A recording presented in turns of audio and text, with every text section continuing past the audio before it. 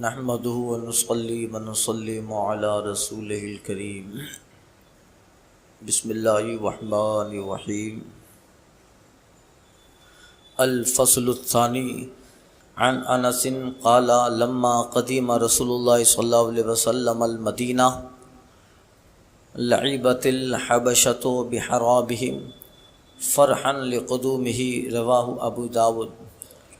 وفي رواية الدارمي قال ما رأيت يوما قط كان أحسن ولا أضوأ من يوم دخل علينا فيه رسول الله صلى الله عليه وسلم، وما رأيت يوما كان أقبح ولا أظلم من يوم مات فيه رسول الله صلى الله عليه وسلم. وفي رواية الترمذي قال لما كان اليوم الذي دخل فيه رسول الله صلى الله عليه وسلم المدينة أضاء منها كل شيء، فلما كان اليوم الذي مات فيه أظلم منها كل شيء، وما نقضنا أيدينا عن التراب وإنا لفي دفنه حتى أنكرنا قلوبنا. دوسری فصل حضرت انس بن مالک رضی اللہ تعالی عنہ سے روایت ہے.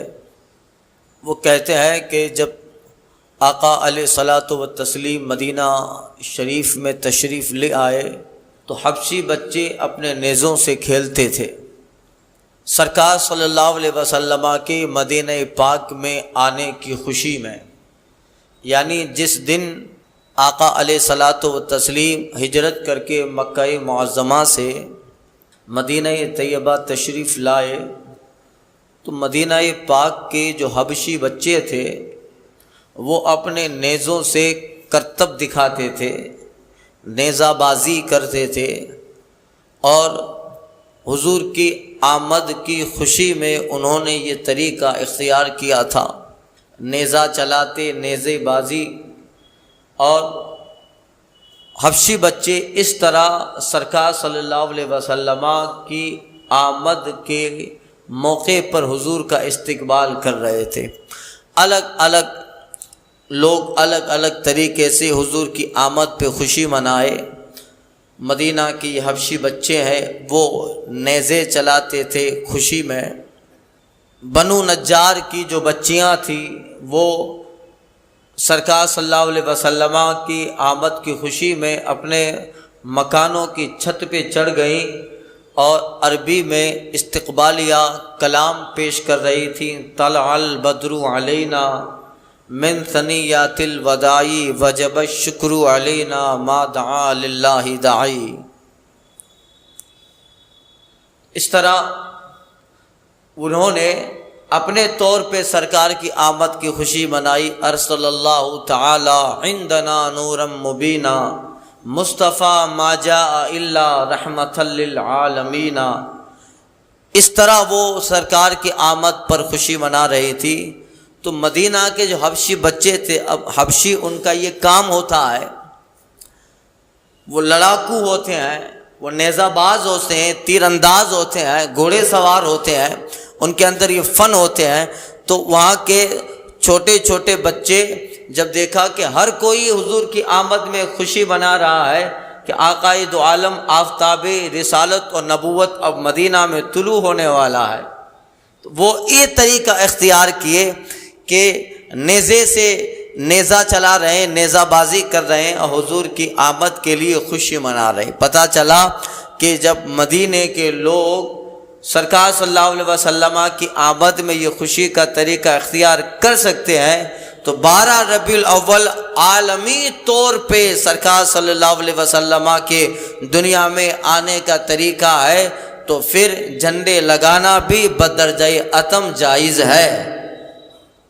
یہ ہمارے یہاں کا طریقہ ہے، فریرہ لہرانا، جھنڈا لہرانا، فلیگ فلائنگ، یہ ہمارے یہاں کا دستور ہے. لہذا ہم حضور کی آمد کی خوشی میں جو جائز طریقہ کرے اس حدیث کی روشنی میں جائز ہے کہ حضور کی آمد کی خوشی میں سرکار صلی اللہ علیہ وسلم کے آنے کا وہ وقت ہے.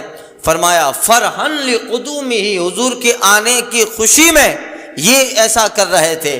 اور دارمی کی روایت ہے، انس بن مالک سے کہتے ہیں ما رأیت یوما قط کانا احسنا ولا ازبا من یوم دخل علینا فیہ رسول اللہ.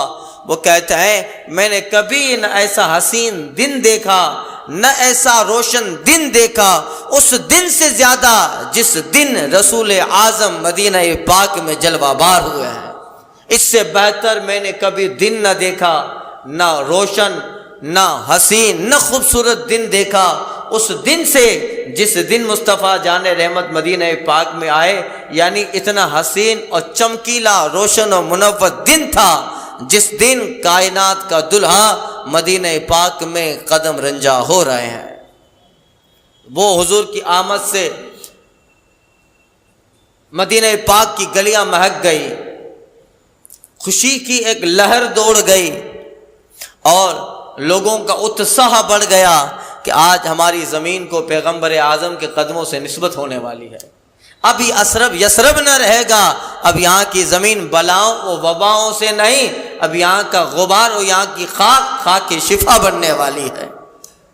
تو یہ کہتے ہیں ولا کتو کانا احسنا ولا ادوا، ایسا حسین ایسا روشن دن دیکھا ہی نہیں جس دن مصطفیٰ جان رحمت دخل علینا فیہ، جس دن رسول اللہ ہم پہ داخل ہوئے، یعنی ہماری مدینہ پاک میں مصطفیٰ جلوہ بار ہوئے ہیں. یہ حضور کی آمد کی خوشی تھی. سرکار مدینہ پاک میں آئے اور مدینہ نہیں، جس دن سرکار دنیا میں تشریف لے آئے کسی نے کہا تھا کسر باقی نہ رکھی بزم ان کا جگمگانے میں. حافظ جالندری کا شعر غالباً ابو الاسر حافظ جالندری، کسر باقی نہ رکھی بزم ان کا جگمگانے میں، عرب میں چاند نکلا چاندنی پھیلی زمانے میں. حرا کی غار سے شمع نبوت کی کرن پھوٹی، حرا کی غار سے شمع نبوت کی کرن پھوٹی، اجالا ہی اجالا ہو گیا ہر سو زمانے میں، اجالا ہی اجالا ہو گیا ہر سو زمانے میں. اور کہتے ہیں کسی چیز کی تمنا ہی نہیں ہم کو زمانے میں، مدینہ لکھ دیا جائے ہمارے آب و دانہ میں. بیسد انداز یکتائی بغائز شان زیبائی، امین بن کے امانت آمنہ کی گود میں آئی، امین بن کے امانت آمنہ کی گود میں آئی. محمد مصطفیٰ کے نام نے رخ پھیرا طوفاں کا، محمد مصطفیٰ کے نام نے رخ پھیرا طوفاں کا، ذرا سا فاصلہ تھا دل کی کشتی ڈوب جانے میں. یہ کائنات کا ذرہ ذرہ جگمگا رہا ہے کہ مصطفیٰ جان رحمت منصع شہود پہ جلوہ بار ہو رہے ہیں. یہ آقا کے قدموں کی برکت تھی. سنیے اور کہتے ہیں ترمذی کی روایت، دارمی کی روایت پیش کی، کہتے ہیں وما رأیتو یومن کانا اقبح ولا اظلم من یوم مات فیہ رسول اللہ. انس بن مالک کہتے ہیں اور اس سے زیادہ برا اور اس سے زیادہ تاریک دن میں نے نہیں دیکھا جس دن مصطفیٰ جان رحمت ہمیں داغے مفارقت دے کر دنیا سے پردہ فرما گئے. اس سے بڑا نہ تاریک دن تھا، ولا اقبح ولا اظلما، یعنی نہ کبھی نہ برا دن نہ ایسا تاریک دن تھا جس دن رسالت اور نبوت کا آفتاب ہمارے درمیان سے چھپ گیا تو اندھیرا ہی اندھیرا زمانے میں ہو گیا. لیکن یہ آفتاب رسالت چھپ گیا ہے. آفتاب جب مشرق سے نکل کر مغرب میں ڈوبتا ہے تو چھپتا ہے، فنا نہیں ہوتا ہے. آفتاب چھپ جاتا ہے، فنا نہیں ہوتا ہے. تو مصطفیٰ جان رحمت آفتاب رسالت ہیں، آفتاب نبوت ہیں، سرکار چھپے ہیں، فنا نہیں ہوئے ہیں، یعنی آج بھی ہیں مصطفیٰ. اعلیٰ حضرت کہتے ہیں تو زندہ ہے واللہ، تو زندہ ہے واللہ، میری چشم عالم سے چھپ جانے والے. دنیا کی نظر سے چھپا ہے آفتاب، مگر آفتاب چھپ کے فنا نہیں ہوتا ہے. وہ یہاں چھپا ہے کہیں طلوع ہوا ہے، چاند یہاں چھپتا ہے کہیں طلوع ہوتا ہے، سورج یہاں چھپا ہے کہیں طلوع ہوتا ہے. تو سرکار رسالت اور نبوت کی آفتاب چھپے ہیں، فنا نہیں ہوئے ہیں. میری چشم عالم سے چھپ جانے والے دنیا کی نظر سے چھپے ہیں. اور کتنے یقین سے اعلیٰ حضرت کہہ رہے ہیں تو زندہ ہے واللہ، تو زندہ ہے واللہ. 2 مرتبہ کہہ رہے ہیں خدا کی قسم تو زندہ ہے، خدا کی قسم تو زندہ ہے. یہ جو ہے سرکار صلی اللہ علیہ وسلم کے تعلق سے انس بن مالک کہتے ہیں وما رأیت یومن، ایسا کبھی ایسا برا ایسا تاریک دن نہیں دیکھا جس دن سرکار ہمارے درمیان سے روپوش ہو گئے۔ کل میں نے عرض کیا کس طرح صحابہ کا حال ہو گیا تھا جب خبر پہنچی کہ مصطفیٰ جان رحمت صلی اللہ علیہ وسلم ہمارے درمیان نہ رہے، مگر آقا اپنے مشن کے لیے جنہیں کا انتخاب کیا ہے انہوں نے مصطفیٰ جان رحمت کے دین اسلام مشن کو آگے بڑھایا، اور حضور انہیں مشورہ دیتے، اور نہ صرف مشورہ بلکہ پریشانیوں میں سرکار ان کی حاجت روائی فرماتے، مشکل کشائی کرتے۔ حضور کا وصال پاک ہوا، 1-2-4 دن ہی نہیں گزرے تھے، ایک بدوی صحابی، ایک باہر کے آئے ہوئے تھے دیہات کے کوئی صحابی، حضور سے ملاقات کرنے، اور جب مدینہ پہنچے تو دیکھا آقا علیہ الصلوۃ والتسلیم وصال فرما گئے ہیں، تو وہ بہت رونے لگے کہ مصطفیٰ جان رحمت اب ہمارے درمیان نہ رہے۔ قبر انور کے پاس آئے اور عرض کرتے ہیں یا رسول اللہ، جب آپ کا جلوہ زیبا ہمارے سامنے تھا، ہم اپنی حاجتیں لے کر آپ کی بارگاہ میں آتے، آپ کی بارگاہ میں حاجتیں پوری ہوتی۔ حضور آج میں آیا، آپ قبر انور میں تشریف فرما گئے، حضور میں تو تھکا ہوں، پریشان حال ہوں، اور بھوک نے مجھے آ لیا ہے۔ اسی خیال میں بارگاہ رسالت تربت رسول کے سامنے وہ عرض کرتے رہے، اور اسی دوران ان کی آنکھ لگ گئی، اور جیسے ہی آنکھ لگی ہے خواب میں مصطفیٰ جان رحمت کا چہرہ زیبا جلوہ بار ہوتا ہے، مصطفیٰ جان رحمت تشریف لے آئے، اور آقا کے ہاتھ میں دستے کرم میں روٹی کا ٹکڑا ہے، روٹی ہے، اور سرکار خواب میں اپنے صحابی کو کہتے ہیں تو بھوکا آیا ہے، تیری مہمان نوازی ہمارا اخلاق ہے۔ سرکار صلی اللہ علیہ وسلم نے ان کو روٹی دی، اور وہ خواب ہی میں روٹی کھا رہے تھے، آدھی روٹی کھا چکے، اور آنکھ کھل گئی، دیکھا جو کھایا تھا خواب میں اس کا اثر منہ میں باقی ہے، اور آدھی روٹی اس کے ہاتھ میں موجود ہے۔ یہ جو ہے بعد میں بھی سرکار صحابہ کرام رضوان اللہ تعالی علیہم اجمعین کے ساتھ، اور آج ہم غلاموں کے ساتھ ہیں، ہم غلاموں کے ساتھ آج بھی ہیں مصطفیٰ جان رحمت۔ اعلی حضرت کہتے ہیں واللہ وہ سن لیں گے فریاد کو پہنچیں گے، واللہ وہ سن لیں گے فریاد کو پہنچیں گے، کوئی تو ہو جو اتنا آہ کرے دل سے، کوئی تو ہو جو اتنا آہ کرے دل سے۔ اگر آج بھی آہ کی جائے اور دل سے مصطفیٰ کو پکارا جائے تو آج بھی مصطفیٰ اپنے غلاموں کے درمیان ہے، بلکہ حدیث پاک میں آیا ہے وفی انفس، تمہارے جو ہیں جانوں کے قریب مصطفیٰ جان رحمت ہے، بلکہ حدیث پاک میں آیا ہے کہ ہر مومن کے گھر میں ان کے پیغمبر کی روح موجود ہے، ہر مومن کے گھر میں ان کے نبی کی روح موجود ہے۔ اسی لیے یہ مسئلہ ہے کہ جب گھر میں جاؤ اور گھر میں داخل ہو یا گھر سے نکلو اور گھر میں کوئی نہ ہو تو اپنے نبی کو سلام کرو، الصلاۃ والسلام علیک یا رسول اللہ، اس لیے کہ کوئی نہیں ہے مگر تیرے نبی کی روح تیرے گھر میں موجود ہے، آج بھی ہے۔ اور سرکار حاجت روائی فرمایا کرتے ہیں، اعلی حضرت کہتے ہیں کہ مصطفیٰ جان رحمت صلی اللہ علیہ وسلم اس طرح مدد فرماتے ہیں، آقا علیہ صلاۃ و تسلیم کو جب بھی پکارا جائے اور دل سے صدق دل سے اگر پکارتا ہے تو پھر سرکار کو موجود پاتا ہے۔ اعلیٰ حضرت کہتے ہیں فریاد امتی جو کرے حال ہزار میں، کبھی امتی فریاد تو کرے، فریاد امتی جو کرے حال ہزار میں، ممکن نہیں کہ خیر بشر کو خبر نہ ہو، ممکن نہیں کہ خیر بشر کو خبر نہ ہو۔ یا رسول اللہ کانٹا میرے جگر سے غم روزگار کا، یا رسول اللہ کانٹا میرے جگر سے غم روزگار کا، یوں کھینچ لیجئے کہ جگر کو خبر نہ ہو۔ کوئی ایسا موقع ہے کہ اعلیٰ حضرت نے اپنا کلام نہ پیش کیا ہو؟ یوں کھینچ لیجئے کہ جگر کو خبر نہ ہو، اور ان کے سوا رضا کوئی حامی نہیں جہاں، ان کے سوا رضا کوئی حامی نہیں جہاں، گزرا کرے پسر پہ پدر کو خبر نہ ہو۔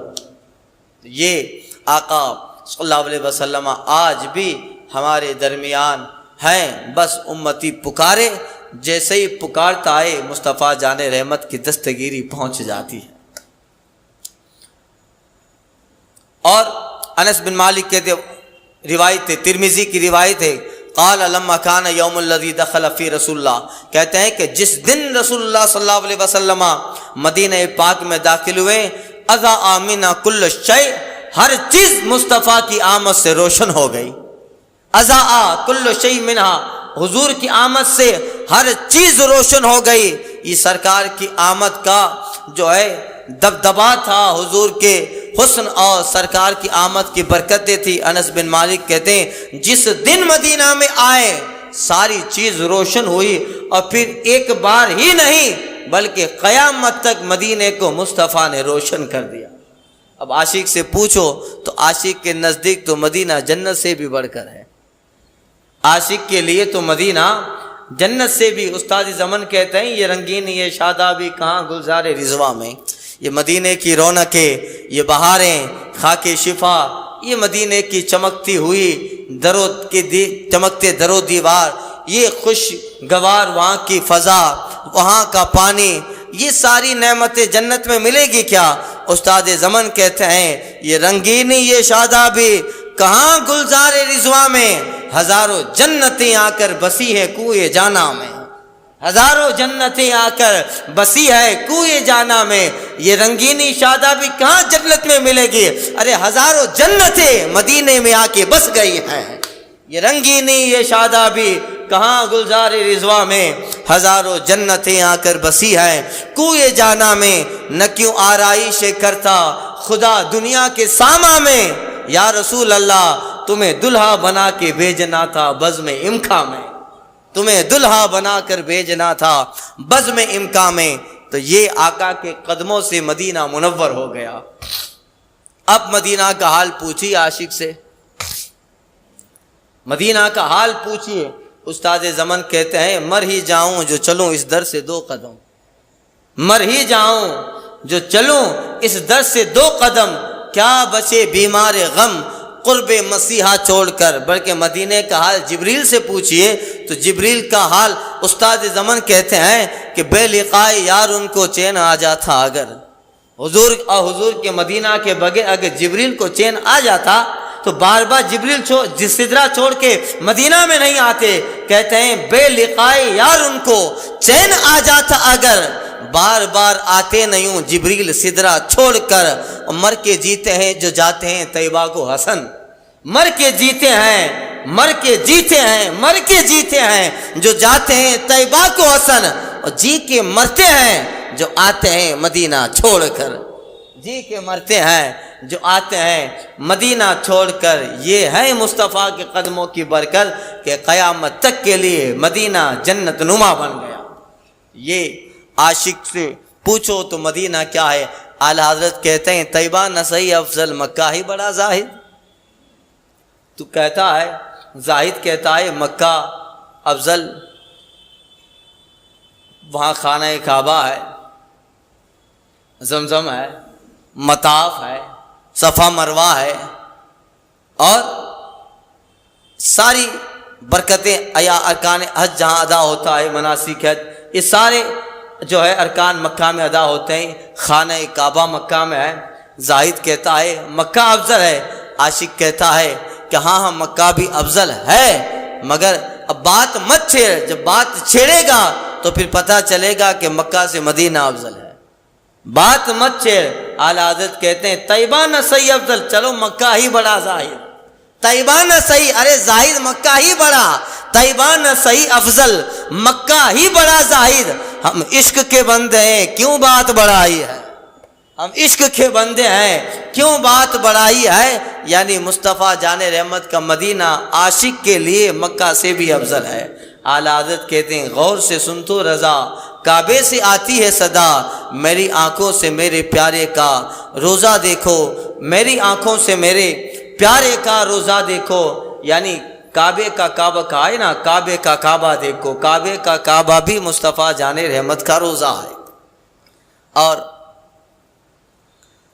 ایک جگہ کہا ہے دیکھیے میں اس سے پہلے بھی عرض کر چکا ہوں فضائل مدینہ میں کہ اعلیٰ حضرت کہتے ہیں دونوں بنیلی سجیلی، دونوں انیلی بنی سجیلی بنی مگر، دونوں انیلی بنیلی سجیلی بنی مگر، جو پی کے پاس ہے وہ سہاگن کنور کی ہے۔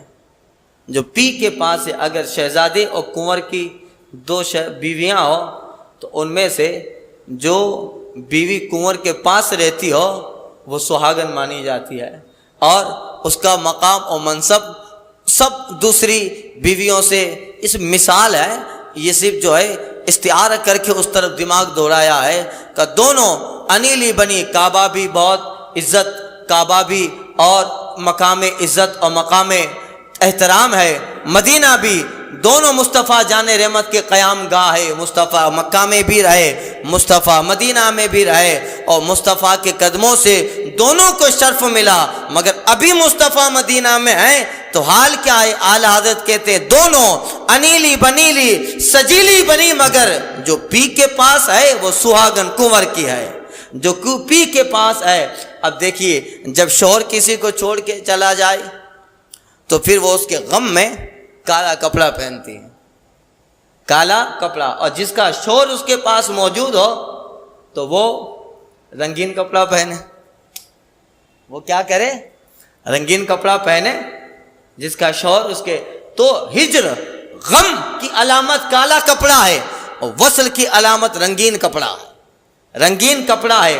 اعلیٰ حضرت کہتے ہیں کہ سر سبز وصل یہ سیاہ پوش ہجر، وہ سر سبز وصل یہ وصل کی گنبد خضرا رنگین ہے ہرا ہے، گنبد خضرا ہرا ہے، تو رنگین کون ہوتا ہے؟ جس کا پیا اس کے قریب ہوتا ہے وہ عورت رنگین کپڑا پہنتی ہے، اور جس سے پیا جدا ہو جاتا ہے تو وہ غم میں، فرقت میں، جدائی میں غم کی علامت سیاہ کپڑا ہے، کالا کپڑا ہے۔ کعبے پہ غلاف کیسا ہے؟ غلاف کیسا ہے؟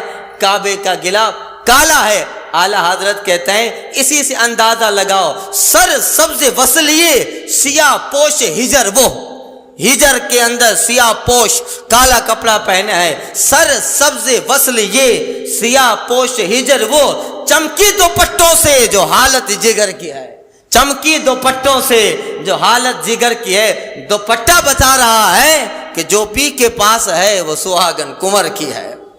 کتنا بڑا فلسفہ بیان کیا ہے، قسم خدا کی اگر کوئی عاشق اعلیٰ حضرت کا یہ شعر سمجھ لینا تو دل سے اعلیٰ حضرت کا قائل ہو جائے گا۔ عشق اعلیٰ حضرت کا اور یہ محبت ہے اعلیٰ حضرت کی، کس طرح باریکی پیش کی ہے اللہ اللہ، کہ ان کے کلام کو سمجھنے کے لیے ہم جیسے کم ظرف اور کم علموں کا تو کام ہی نہیں ہے۔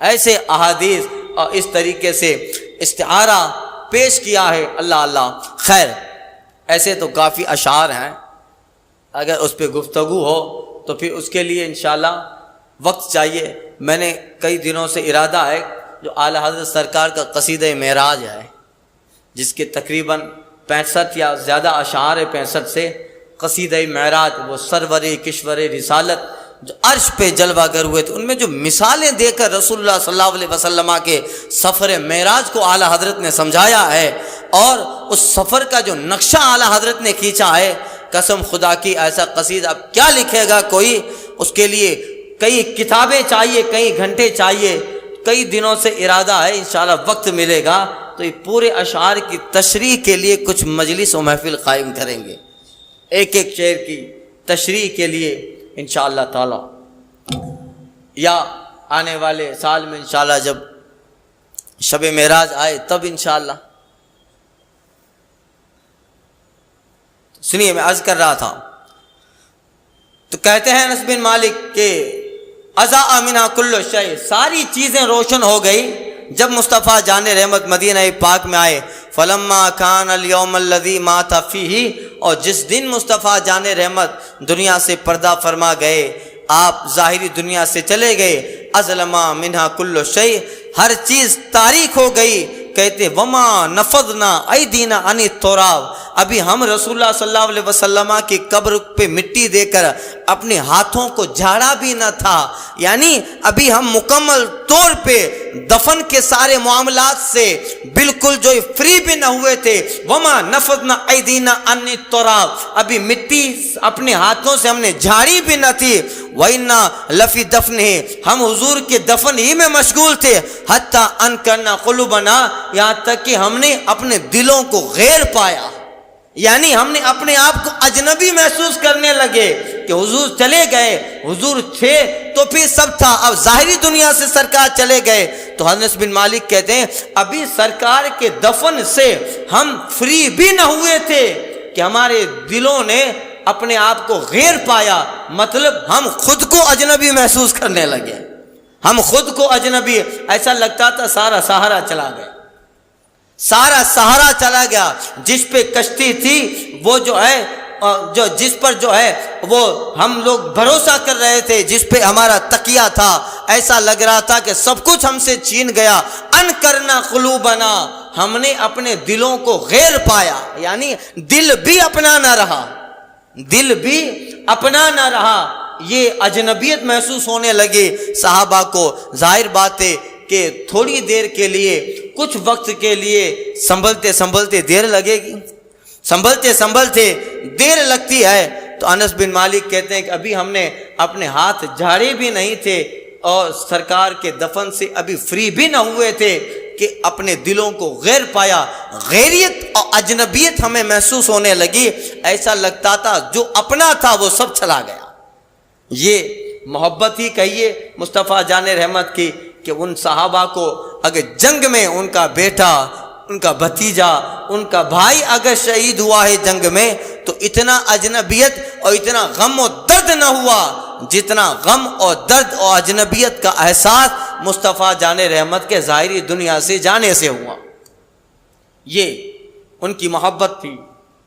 سنیے ایک حدیث اور سن لیجیے. ان عائشہ قالت لما قبض رسول اللہ صلی اللہ علیہ وسلم اختلفوا في دفنه فقال ابو بکر سمعت من رسول اللہ صلی اللہ علیہ وسلم شيئا قال ما قبض الله نبي الا في المواضع الذي يحب ان يدفن فيه ادفنوه في موضع فراشه رواه الترمذی. حضرت عائشہ صدیقہ رضی اللہ تعالی عنہ روایت کرتی ہیں کہ جب سرکار صلی اللہ علیہ وسلم اپنی ظاہری دنیا سے پردہ فرما گئے تو حضور کے دفن میں صحابہ کا اختلاف ہو گیا. صحابہ کا اختلاف ہو گیا، کہاں دفن کریں حضور کو. دیکھیے یہ سب وہ باتیں آ رہی ہیں جو کبھی تقریر میں بھی شاید آپ سنتے ہوں یا نہ سنے ہوں. یہ وہ باتیں ہیں جو بہت کم لوگوں کو پتہ ہوتی ہے، یا جہاں درس حدیث وغیرہ یہ جب یہ پتہ چلتا ہے، ورنہ عام طور پہ یہ باتیں، یہ چیپٹر چھیڑا نہیں جاتا ہے اور ان چیزوں کے لوگوں کو زیادہ معلومات نہیں رہتی. سنیے، کبھی سنا تھا کہ حضور کے دفن میں بھی اختلاف ہوگا؟ کبھی سنا یہ؟ سنیے، کہتے ہیں کہ جس حضرت عائشہ کہتی جب سرکار صلی اللہ علیہ وسلم اس دنیا سے پردہ فرما گئے تو صحابہ میں حضور کے دفن کے تعلق سے اختلاف ہو گیا. کچھ صحابہ کہنے لگے مکہ میں دفن کرو، کچھ کہنے لگے جنت البقیع میں دفن کیا جائے، کچھ صحابہ کہنے لگے فلسطین اور شام میں دفن کیا جائے کہ 70,000 سے زیادہ انبیاء وہاں ہیں. کچھ کہنے لگے ملک شام میں اور فلسطین میں بیت المقدس میں دفن کیا جائے کہ وہاں 70,000 سے زیادہ انبیاء کے مزارات ہیں، انبیاء وہاں دفن ہیں. اب سب کی رائے مختلف، کوئی کہتا ہے جنت البقیع میں، کوئی کہتا ہے مکہ معظمہ کے قبرستان میں، کوئی کہتا ہے کعبے کے اندر، کسی نے کہا کہ فلسطین و شام میں. کیا کیا جائے؟ رائے مختلف ہو گئی. اللہ اللہ، میں نے کہا ابو بکر صدیق ہی تھے جنہوں نے سچویشن کو سنبھالا تھا، جنہوں نے اتنا تدبر اللہ تعالیٰ نے دیا تھا اور اس قدر اللہ تعالیٰ نے ان کو کامل تدبیر کا مالک بنایا تھا. حضرت ابو بکر صدیق کھڑے ہوئے اور وہ کہتے سنو میں نے رسول اللہ سے سنا ہے. اللہ اللہ، سارا معاملہ ختم کر دیا.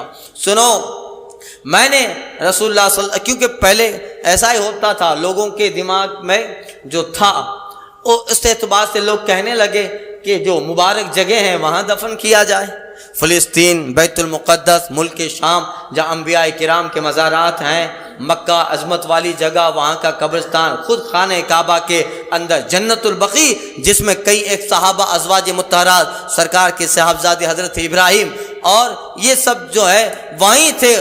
تو یہ سب اسی لیے کہا گیا کہ جنت البقیع میں دفن کیا جائے. اب حضرت ابوبکر صدیق رضی اللہ تعالیٰ عنہ کہتے سنو، میں نے آقا علیہ الصلوۃ والتسلیم سے سنا، ایک چیز سنیے، شیئا. کہتے ہیں کیا سنا ابو بکر آپ نے مصطفیٰ جان رحمت سے؟ کہتے ہیں میں نے سنا آقا نے فرمایا تھا ما قبض اللہ نبیا، اللہ تعالیٰ کسی نبی کو وفات نہیں دیتا، کسی نبی کی روح قبض نہیں کرتا، الا فی الموضع الذی، مگر اس جگہ میں جہاں دفن ہونا اس نبی کو پسند ہوتا ہے.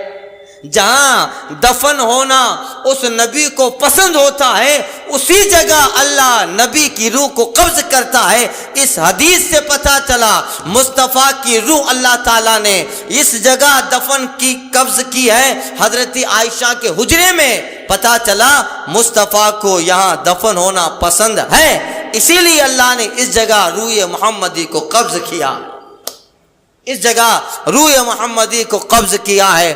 تو اب پتہ چلا اس حدیث پاک سے کہ یہ جگہ مصطفیٰ کو پسند ہے.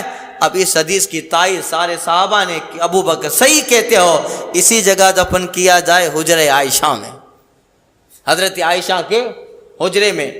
تو اب جہاں اللہ تعالیٰ کے جو انبیاء کرام گزرے ہیں ان کا بھی یہی حال تھا. کئی ایک انبیاء کرام رضوان اللہ تعالیٰ علیہم اجمعین کے تعلق سے، آپ انبیاء کرام علیہم الصلوۃ والتسلیم کے تعلق سے، کہ وہاں جہاں دفن ہوئے ہیں اسی جگہ ان کو جو ہے دفنایا گیا ہے. جیسے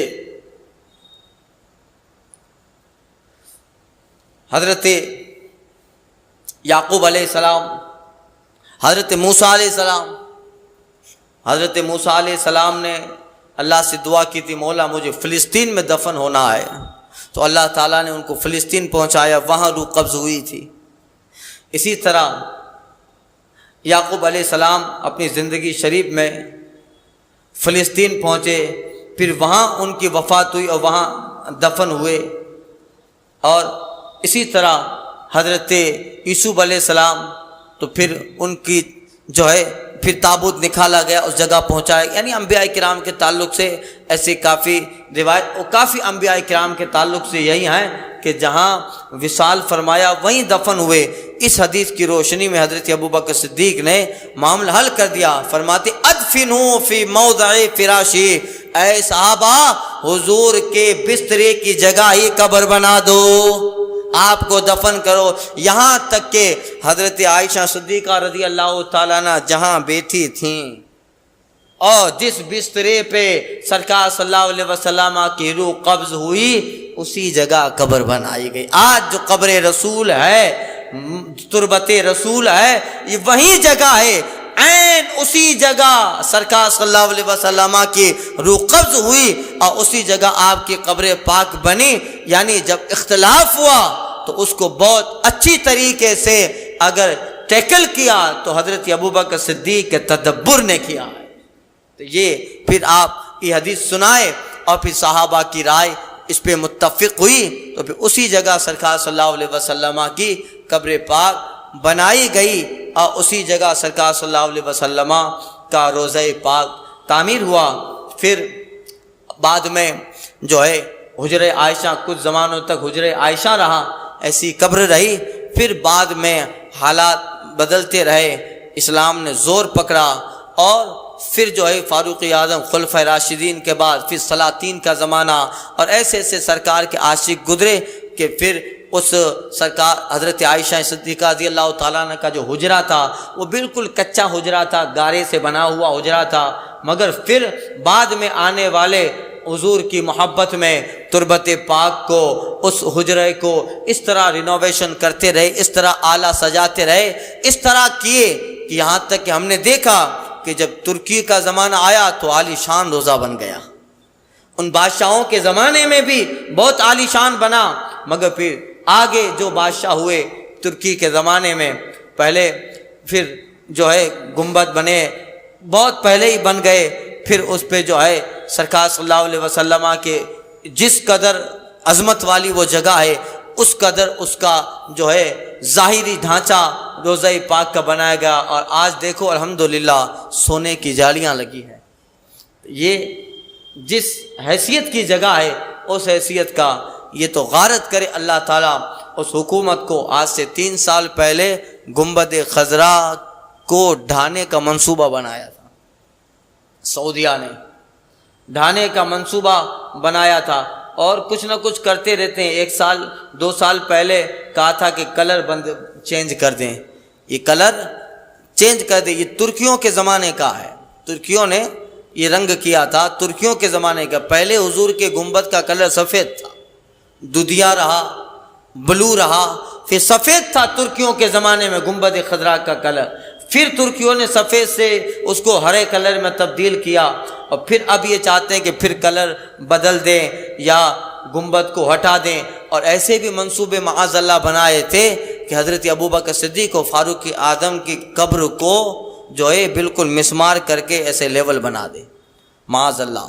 اسے سب نیٹ پہ آیا، پھیل رہا تھا یہ سارے میں، پھر سب دیکھا کہ پوری دنیا میں لوگوں کا احتجاج، اور دنیا میں لوگ جو ہے غصہ و غم میں آ گئے، تو پھر اس منصوبے کو انہوں نے جو ہے چینج کیا۔ یعنی دل میں کھوٹ تو ہے، اللہ نہ کرے کہ وہ دن دکھائے، ورنہ لوگوں کے منصوبے، ایران کا تو منصوبہ ہے ہی، ایران کا خمینی مر گیا مردود، اس نے کہا تھا کہ اگر ہماری حکومت آئی عرب میں تو سب سے پہلے ہم یہ کام کریں گے کہ نبی کے پاس میں جو 2 باغی سو رہے ہیں معاذ اللہ ان کے جسموں کو اکھاڑ دیں گے، معاذ اللہ۔ اللہ تعالیٰ کبھی یہ منصوبہ پورا نہیں ہونے دے گا، نہ کبھی یہ ہوگا انشاءاللہ تعالیٰ۔